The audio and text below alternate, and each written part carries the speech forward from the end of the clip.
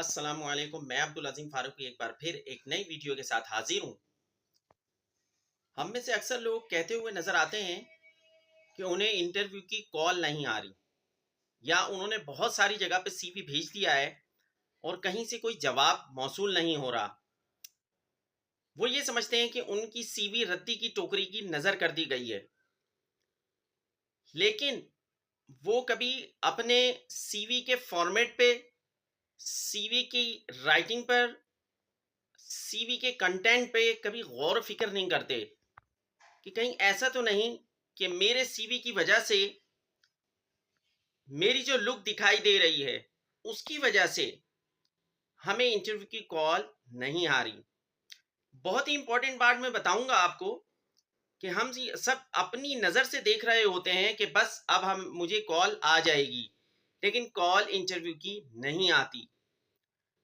हम सब जॉब की तलाश में रहते हैं, लेकिन बहुत सारे लोग ऐसे हैं कि जो क्वालिफाइड होते हुए, एक्सपीरियंस होते हुए उनको इंटरव्यू की कॉल नहीं आती और वो सीवी दे दे के थक जाते हैं।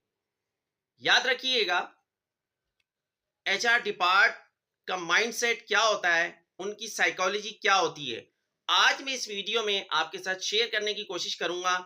जो मैंने एचआर मैनेजर्स की इंटरव्यूज देखे हैं, जो मैंने स्टडी की है, खुद पर्सनल चीज़ें देखी हैं, वो तमाम चीज़ें मैं आपके साथ शेयर करूंगा। तो इंशाल्लाह ताला आपको बहुत ज़्यादा फ़ायदा होगा। और मैं आज अपनी इस वीडियो में इंटरनेशनल सीवी के हवाले से भी बात करूंगा और नेशनल सीवी के हवाले से भी बात करूंगा कि उसका फॉर्मेट किस तरह का होना चाहिए। तो आप कोशिश करेंगे मेरी इस वीडियो को भी देखते रहें, मेरे चैनल को भी सब्सक्राइब करें और बेल आइकन को भी प्रेस कर दें ताकि आपको हर नई आने वाली वीडियो बर वक्त मिलती रहे। तो चले चलते हैं हम अपनी वीडियो की तरफ। हमें कौन सिखाएगा, हम कहाँ से सीखेंगे? याद रखिएगा कि जब तक कि हमारे पास नॉलेज नहीं होगी, हम जिंदगी में कामयाब नहीं हो सकते। बहुत कम लोग हैं जो बाय लक कामयाब हो गए हैं।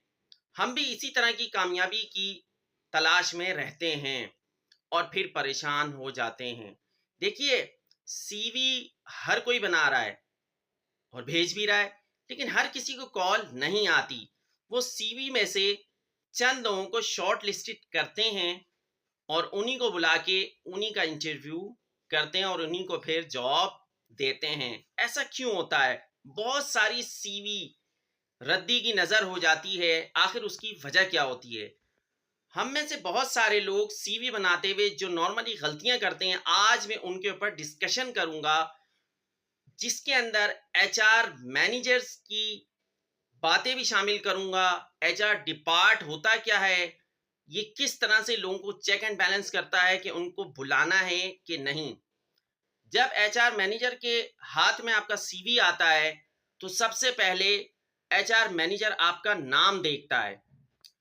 अच्छा, हम क्या करते हैं, हम में से अक्सर गलती कर जाते हैं कि हमारे पास कई जगह पर हमारा कई नाम शो हो रहा होगा। मसलन ईमेल में हमारा अलग नाम है, सीएनआईसी पर हमारा अलग नाम है, फेसबुक पे हमारा अलग नाम है, इंस्टाग्राम पे हमारा अलग नाम है, और हमने जो सीवी जॉब के लिए भेजी है स्पेशली, उसके ऊपर हमारा नाम अलग है या नाम में कुछ कमी बेशी है, फर्क है।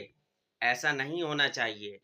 फिर आपको जॉब पर बुलाने वाला कंफ्यूज होगा और वो आपको जॉब के लिए या इंटरव्यू के लिए कॉल नहीं करेगा। आपका नाम हमेशा सीवी पर वही होना चाहिए जो आपके सीएनआईसी पर नाम मौजूद है। नंबर एक। नंबर दो, हम क्या करते हैं, हम आजकल कॉपी पेस्टिंग कर रहे हैं। मसलन बहुत सारे फॉर्मेट्स, बहुत सारे सीवी जो है वो नेट पे मौजूद हैं और हम उनको बड़े मज़े से कॉपी करके अगले बंदे को सेंड कर देते हैं। हमें चाहिए कि हम सबसे पहले उन सीवी को डिटेल में पढ़ लें। आया उनकी रिक्वायरमेंट, उनकी तमाम फॉर्मेट की चीज़ें, उनकी वर्डिंग हमारी प्रोफेशनल एक्सपीरियंस लाइफ से है भी कि नहीं, मैच भी होती है कि नहीं, ये तमाम चीज़ें हमें गौर करनी चाहिए। याद रखिएगा कि आप कॉपी पेस्टिंग के पीछे ना भागें, बल्कि खुद सीवी डिज़ाइन करने की कोशिश करें, अपना मैटर खुद टाइप करें। उससे आप कॉन्फिडेंट भी रहेंगे और उसमें कोई मिस्टेक भी नहीं होगी। अच्छा, एक और हम गलती क्या करते हैं कि जब भी हम सीवी बनाते हैं, तो हम सीवी को गोला-गंडा बना देते हैं। इस कदर हेडिंग्स होती हैं, इस कदर हम कलरफुल बना देते हैं कि बिल्कुल भी वो अट्रैक्टिव नहीं होता। अब एक और हम मिस्टेक क्या करते हैं कि हमारा ईमेल एड्रेस जो होता है वो कभी-कभी बहुत ज़्यादा मज़ाहिया हो जाता है, जिसकी वजह से एचआर मैनेजर जो है जब ये तमाम चीज़ें पढ़ता है, याद रखिएगा कि एचआर मैनेजर बहुत काबिल होता है, एमबीए मैनेजर किया हुआ होता है, ये एचआर के अंदर बेपनाह का एक्सपीरियंस होता है। उनको बाकायदा हायर इसलिए किया जाता है ताकि वो लोगों को हायर करें, उनको चेक एंड बैलेंस करके। उनके पास आप नहीं जाते, आपका सीवी जाता है। तो सीवी के अंदर हम अपना जो ईमेल एड्रेस डालते हैं, कभी-कभी वो मज़ाहिया होता है, या तो वो हीरो के नाम से होगा, या वो जट के नाम से होगा, या वो पता नहीं अजीब-ओ-गरीब रंगीले नाम से होगा, तो वो वहीं पर ही चौंक जाता है। वो कहता है ये प्रोफ़ेशनल आदमी नहीं है, लिहाज़ा वो आपको इंटरव्यू के लिए कॉल नहीं करते। फिर हमारी जो राइटिंग होती है सीवी के ऊपर, हेडिंग्स ये तमाम डिफरेंट हो जाती हैं। कभी-कभी हम बिला वजह मुख्तलिफ राइटिंग्स यूज करते हैं। ये भी बहुत ज्यादा इम्पोर्टेंट है कि आपकी राइटिंग्स किस तरह की होनी चाहिए। सिंपल राइटिंग हो, अट्रैक्टिव हो, तो इंशाल्लाह ताला आपको जरूर इंटरव्यू के लिए कॉल किया जाएगा।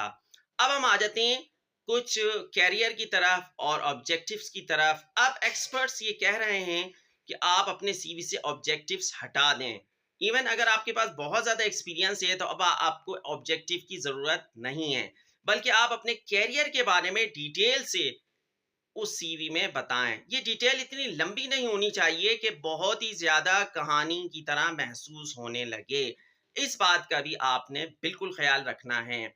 फिर आप जो भी इंफॉर्मेशन उस सीवी में डालेंगे, वो तमाम की तमाम सही होनी चाहिए, सच होनी चाहिए।